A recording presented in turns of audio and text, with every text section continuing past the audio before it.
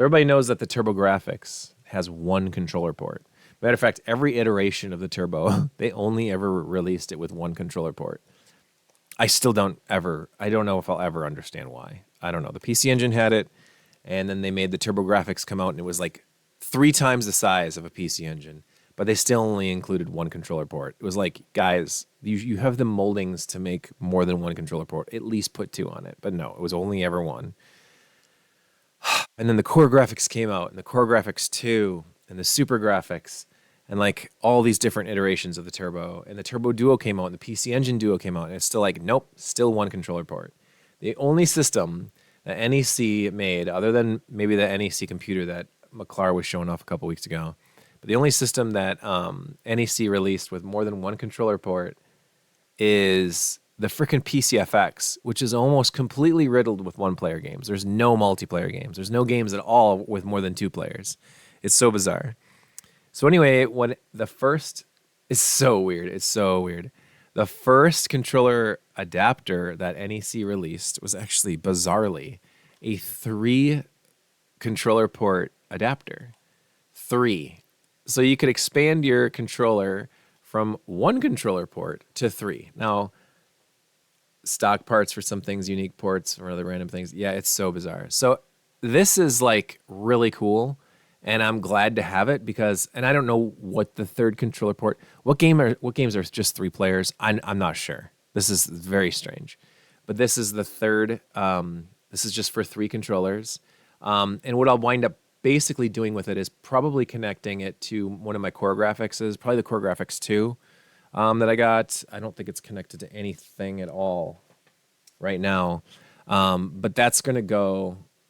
Oh, yeah, Rampage? No, Rampage never came out on the Turbo. So that's a good guess there, Pickaxe, but it never came out on the Turbo. But this is the 3-player adapter. I'm basically going to use it exclusively with my Core Graphics and then 2 controllers and then Street Fighter 2 with the 2 6-button Avenue pads. That's what I'm going to use for this. Because I've only ever owned one multi-tap for the Turbo Duo, and that's the 5-player one. And a 5-player one makes sense. Games like Dungeon Explorer 1 and 2, games like Bomberman 93, Bomberman the original 94, like all these multiplayer games. There was racing games like Motor Rotor, there was soccer games, there was a lot of different sports games that use 5-player adapters that I would always hate to have a system set up at a convention playing like Street Fighter with a 5-player adapter. So this one, I only have 1 extra port loose that wouldn't have a controller in it, so I'll be using this for Street Fighter. And here, let me show you something real quick.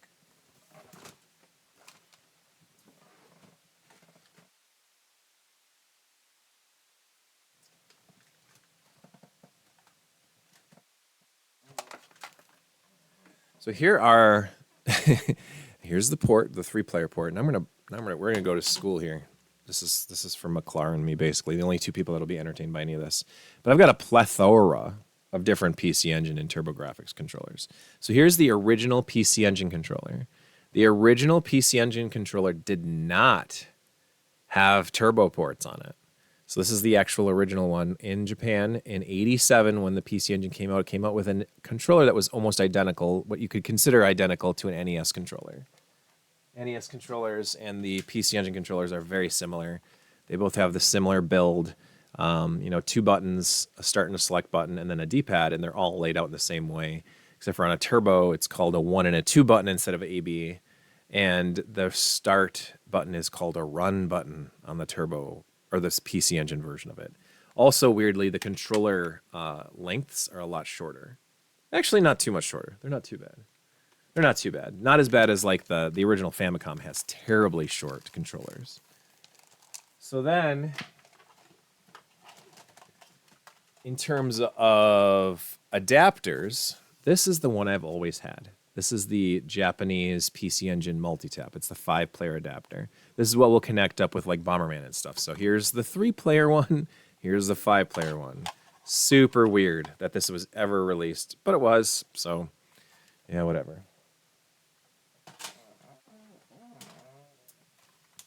Then we've got, actually, this one, I'm not even sure it works. Oh, no, it does work. It does work. This is actually an old school knockoff Turbografx controller. It's actually the original TurboPad style, too. But this one is, you can't really see them very well. I guess you can see them if I hold them over here. This is a, with the turbo switches. The switches are above the 1 and 2 buttons. So this is basically a remake of what the original turbo controller looked like. The Turbo Duo controller, these are actually highly sought after because a lot less people in the US bought a Turbo Duo.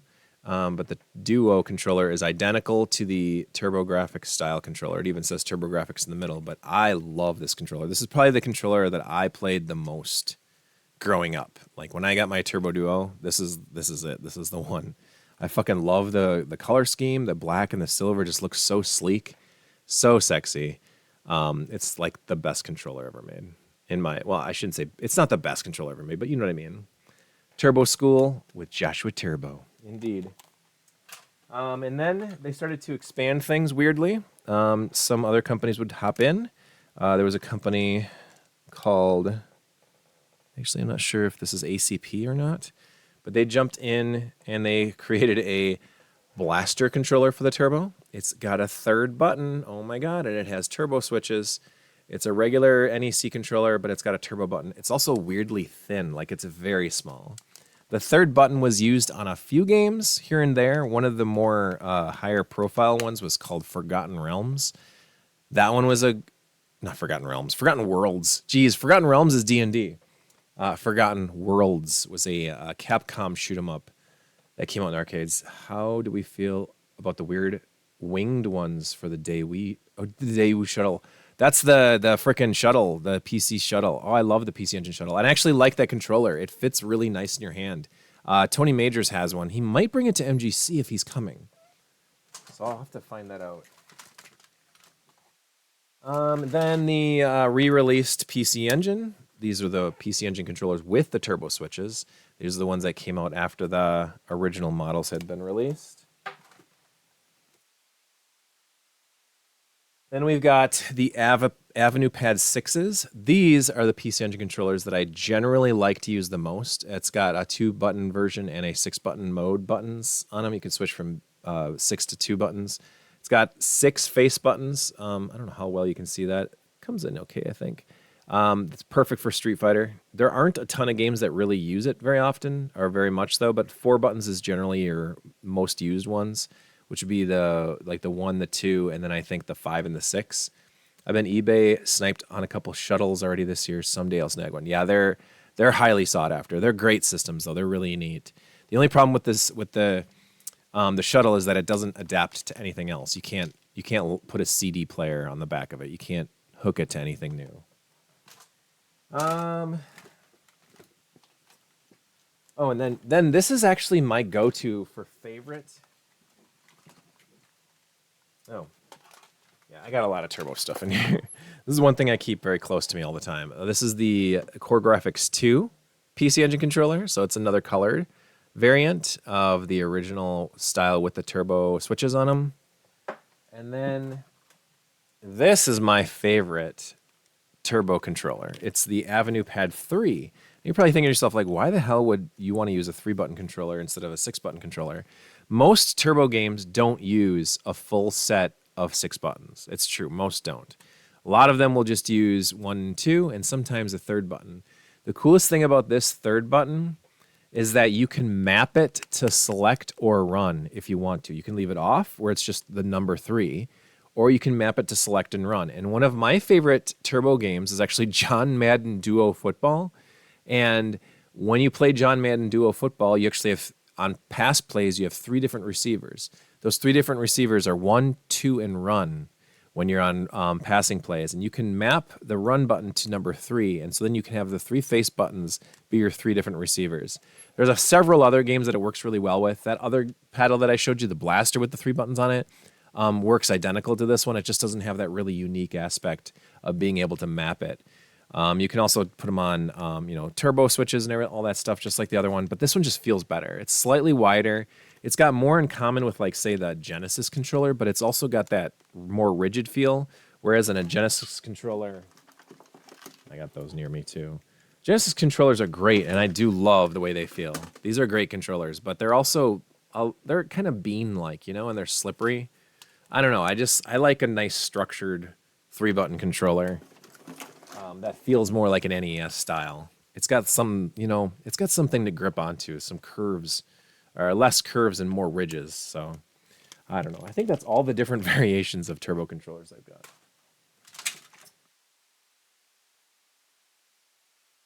Yep. I got another Avenue pad in here.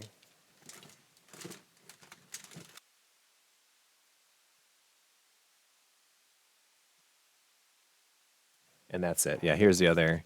Have you tried the Hyperkin turbo controller? I haven't. The one I got is that Retrobit one.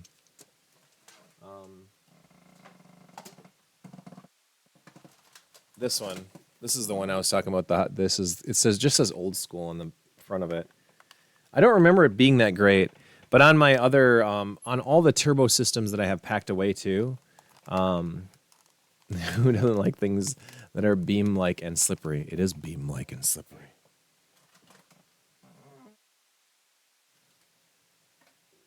It's like you have this magical power pickaxe where you can, I picked up one a while back. I've got an oddball shape to it, but it's not terrible. It's like a pickaxe has this magical special ability where he's able to grab onto long cylindrical things and make them disappear. So anyway, I will have to let you guys know what the drip coffee and how that tastes and how that all goes. Otherwise, the Turbografx Mini came with a really good controller. That one's got basically identical to the original Turbografx style controller.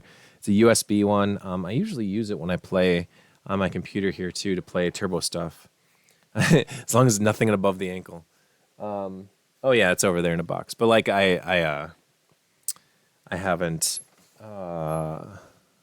played on the Mini in quite a while, so there's those. And I'm trying to think if there's any other variations. There's the Duo R and the Duo RX.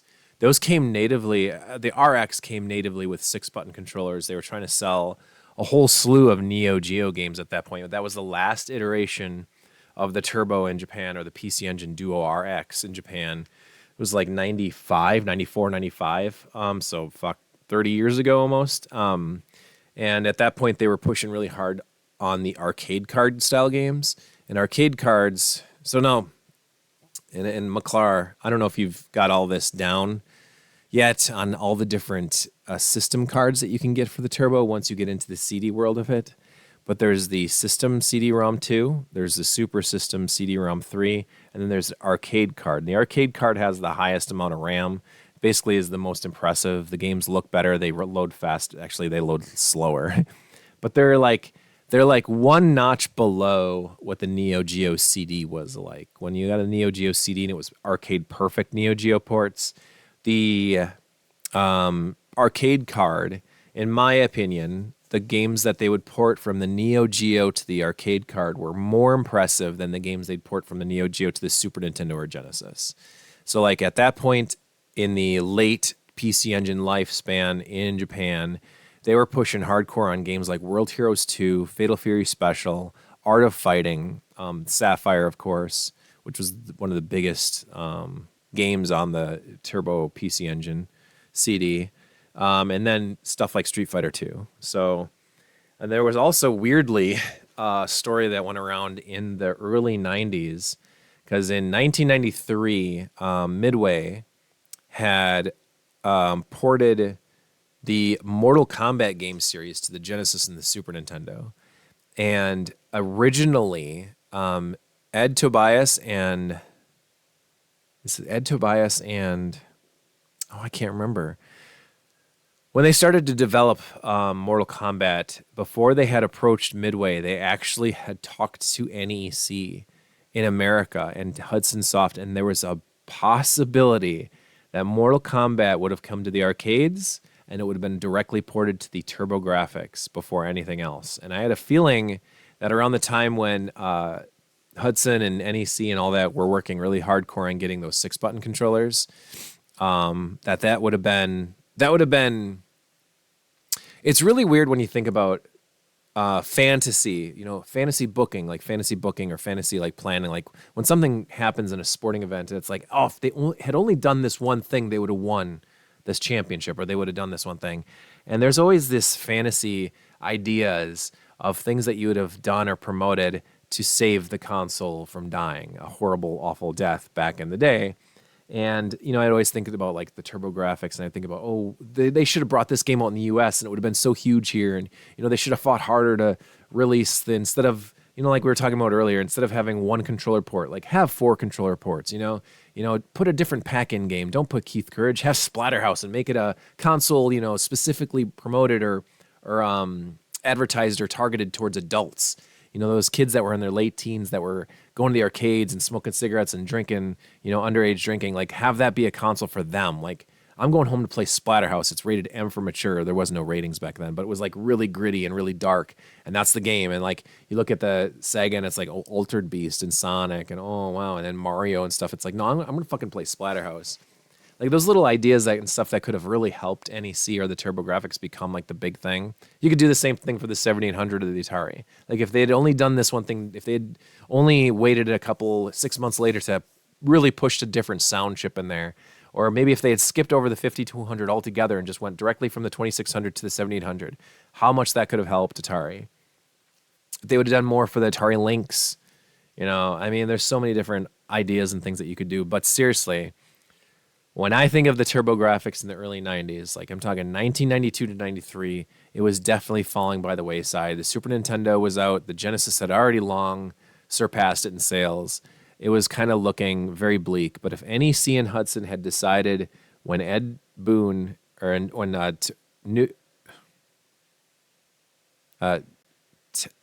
Tobias Boon, no, holy shit, Ed Tobias? Noob Saibot? I don't know. Anyway, the creators of Mortal Kombat, they approached NEC and Hudson initially before going with Hudson, or with Midway, and they could have been exclusive to the Turbografx. I think if that game came out in the arcades and was big as explosively huge as it was, and it would have been released first on the Turbo, if they would have came out with Street Fighter II Championship Edition in the US directly after Street Fighter II had come out on the Super Nintendo, because Street Fighter II had come out on the Super Nintendo in mid-92. Early 93 is when the Turbo got Street Fighter II Champion Edition. And then at the end of 93 is when the Genesis got Special Champion Edition. The original Champion Edition on the PC Engine is better than the Genesis version. Like those little things had happened. And then in like 93, 94, if like we would have gotten Rondo of Blood, I'd say East 4, a couple other smaller games like when they were releasing those arcade cards. I don't know how you'd really sell those in the US because we had so many different avenues to go down to get those games for their other consoles and stuff. But you never know, man. You never know. So I think those few things, though, and then working harder on getting real third-party support would have been a big deal, too, because when the Turbo first came out, we had IGS, I think, making games. There was Tengen. Tengen had started making games on the Turbo, but they bailed like really fast because I think they came out with Clax, and they came out with something else too. They were developing Marble Madness on the Turbo, and that would have been a really cool game to get on the Turbo because the Genesis one was a lot of fun, and I'm sure the Turbo version would have been fun too. And then who knows after that, Tengen could have redone an arcade perfect Gauntlet, or like when Gauntlet 4 came out on the Genesis, maybe we got a port on the Turbo. Like, there's a lot of good Tengen stuff that we missed out on, and possibly some more ports of Sega games too, because Tengen was all about porting Sega games to other consoles and stuff. So I don't know. It's crazy to think about all those games that were cross-platform on the Super Nintendo and Genesis that just never came out on the Turbo. So, oh yeah, true. I think the biggest thing about the handheld PC Engine, which was the GT in Japan and then the Turbo Express in the US, it was its price. NEC, in order to make that be successful worldwide, they really needed to take a bigger loss. Unfortunately, that would have been the only way to get that out there and make it compete with the Game Boy. Because the Game Boy was $89 or $110, depending on what during its lifespan. It was just an inexpensive way to play games in a handheld variety of ways. And also, there was more support for Nintendo's Game Boy. When a game came out on Nintendo, there was almost always a version or a smaller mini version of it that would come out on the Game Boy. And when, the Sega Nomad, true. The only thing about the Nomad is that it came out well after Sega Genesis's prime years. So like the Nomad came out after the Sega CD and after the 32X, and when it was obviously written on the wall that Sega was moving on from the Genesis.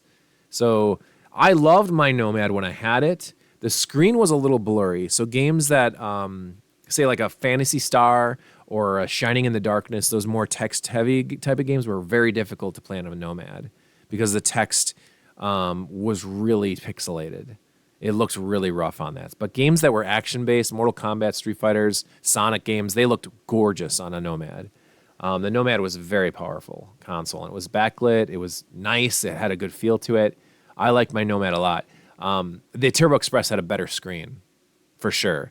There was some blur on action games, but still images and like text and stuff like that, you could read perfectly on a Turbo Express. I owned a Turbo Express for a little while.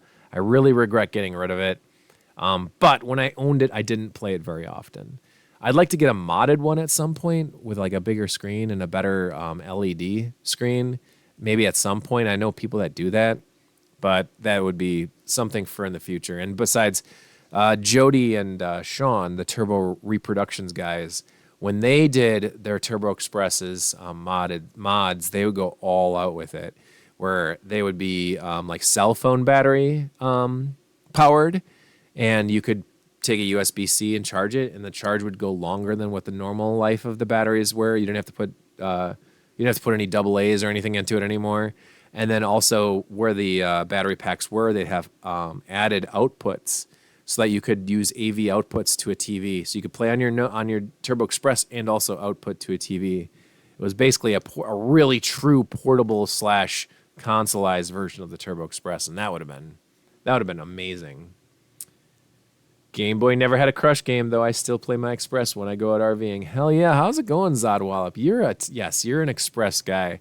We can talk about how good the Express was. I genuinely think, though, that when the Turbo came out, it was good and people were enjoying it. And within the first 12 months, though, when they heard about, I think the Turbo CD was $2.99 or $3.99 in addition to the $149 you paid for a Turbo. And then if you wanted a Turbo Express, that was what, $3.99 or $2.99? All I knew is it was very expensive. It was premium prices. Like you're paying Neo Geo prices for ways to play Turbo. And my very much so middle-aged, but my middle-class family was never going to be able to afford Turbo stuff like that. I got a Turbo Duo in 1994 when it was on its way out. And that was the summer of 94. It was one of my favorite game console pickups of all time. That was a wonderful summer. I'll never forget that. But I got my Turbo Duo in like 12 games for $200, so I was very happy. Yeah, the Turbo lifestyle was very expensive. If your parents got you the Turbo and then a CD and then you had a Turbo Express, that's like $1,000 right there, and your parents were very well off. And they were like fully invested in NEC. They're like, yep, fuck Nintendo. We don't need any Sega stuff. We're good. We got Turbo, and we're going to go 100% into it. And then, about 135 games came out in the U.S., and it's a good library, but the Japanese library is so much better, and there's so much variety and so many amazing games. The only way, and this is just my opinion, but maybe I'm sure Zodwallop would agree, but the only way to fully embrace the world of Turbo and PC Engine is to go overseas and import games. That was, in my opinion, the most fun thing about owning a Turbo Duo in the 90s anyway, is because I always had all my game magazines, and I was always just drooling over overseas releases for the PC Engine, or I was just drooling and dreaming about all those games coming out, like Rondo Blood and East 4, and, just tons and tons and tons of games that we never got in the U.S. All the, Sprigans and the Nexers, and just the list goes on and on and on for games that we never, ever got. Far East of Eden, Legend of Xanadu. My parents didn't want me to have any video game stuff, so you went all in on Turbo stuff, and PC Engine stuff is the best. Yes. So importing was awesome. I'm surprised they bothered to design a region lock for the Turbo. That's a big thing, too. That's a big thing. And all it is two chips that are swapped on the Hue card. There's like one on the left side and one on the right side. They just swapped them. So that's why Spring was the first game you imported. Oh, sweet. The first game I ever imported. Shoot. It wasn't East 4, but it feels like it was East 4. Man, oh, what was the first game I ever imported? You know what? I think it was Street Fighter 2 Champion Edition. I think it was Street Fighter 2 Champion Edition because for some reason it was Game Dude in California. They had a bunch. And I was always like, when I would get paid and I borrow my mom and dad's credit card and give them money to order stuff, I was like, because my first summer job in '94 and I worked pretty much all the way through high school. I would always get paychecks. I never had credit cards as a kid, but I would get paychecks, give my parents money, and then order games through using their credit cards. But I remember getting Street Fighter 2. Oh, it was Street Fighter 2 because I did not import a CD first because I didn't know CD games are open. There is no region lock on CD stuff. It's the Hue cards. The Hue card's the only thing that's region locked. And in order to play Hue cards, Japanese Hue cards on a US system, you had to have a converter. And there was two major converters back in the day. There was one called the purple diving board or the Barney board, which is this big, ugly purple and green thing. That's the first one I got. It worked like crap, but it did work. That's the thing, is it actually did work. I think I had at one point a rubber band on the end of it that I had to wrap around it or something because the board had to be tilted down just slightly because it was starting to warp. Then after using that for a while, for a few years, I wound up getting a Casado. And the Casado, I think, was $100 or maybe $110 or something like that. And that was a smaller, shorter converter board. That one worked a lot better. I'm almost positive that I got Street Fighter 2 Champion Edition. I think that was my first imported game. But otherwise, once that started to that broke away into all the other stuff with all the other imports and stuff like that. Once I started realizing that you can import games, and I mean there were cheaper versions, cheaper editions. If you wanted to buy, Terraforming on the PC Engine, it was like a $30-$40 game, whereas the Sid Mead's Terraforming in the U.S. was back in the '90s even was going for $75 to $100. Dynastic Hero is a much cheaper game in Japan than it is in the U.S. and all sorts of games, but that list goes on and on forever. But if you can import games for a console, I think there's nothing more fun than that. The Saturn was really good for imports because the Japanese library was so much bigger, so much vastly larger than the U.S. version or the U.S. library. Jeez, I can't speak. And the same with the Turbo. The Turbo's great. It's just you have to fully embrace the worldwide releases for it, not just the U.S. releases for it. It's very similar. There's a lot of different consoles that are like that. Isn't the Switch region free too? And so is the PlayStation 4 and PlayStation 5. Like that region stuff doesn't really exist anymore. And so you can get really good games on the Switch. Hellfire was next, but I got Street Fighter 2 with a diving board converter from Turbo Zone Direct. Yeah, I got all my stuff from Turbo Zone Direct too. Yeah, that's so much. This is great times though. I'd love to go back and just, because I remember I bought, sorry. I think it was Sailor Moon was one of the first games that I'd gotten. That was an import as well, as far as CD-ROM go. And that was like a colorful, silly, not even a game. It was like a digital comic type thing.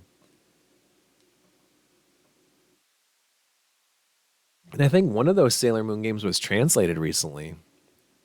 So weird.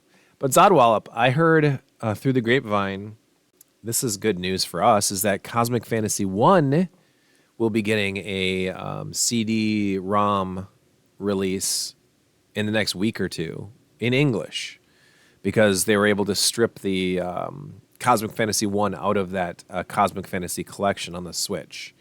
Apparently, they just literally have a .pce file in there that you just play. So I'm looking forward to that. What the hell? Oh, I'm like, what is that? I thought it was on my right or my left side. Yeah, I was talking. I think it was Elmer, or maybe it was. No, I can't remember who it was. It was in the Discord, and they were talking about it, and they said, "Yeah, that one's actually been getting play tested and stuff." It's not a perfect, by any means, not a perfect translation. The Cosmic Fantasy 2 one, I guess, is even worse. It's weird. That one has some really messed up translations. They didn't just take the Turbografx version that Working Designs did, which maybe was copyrighted. They actually wound up redoing some of the dialogue, which is good because I know Working Designs has a lot of weird dialogue that they'd put in their games. But the Cosmic Fantasy 1 is completely done, and it's a lot of people had said that it's almost like they just used Google Translate and quickly slapped together the translation. Hey, as long as I can tell what the game is about and what storylines are supposedly going on, I'm good. And if I can tell what's going on in the menu plan and the menu schemes, I'm also good. So I'll play Cosmic Fantasy 1 in shitty English. I don't care. I'm fine with that. Even if it's sloppy and cheap and they were just trying to get it out, whatever.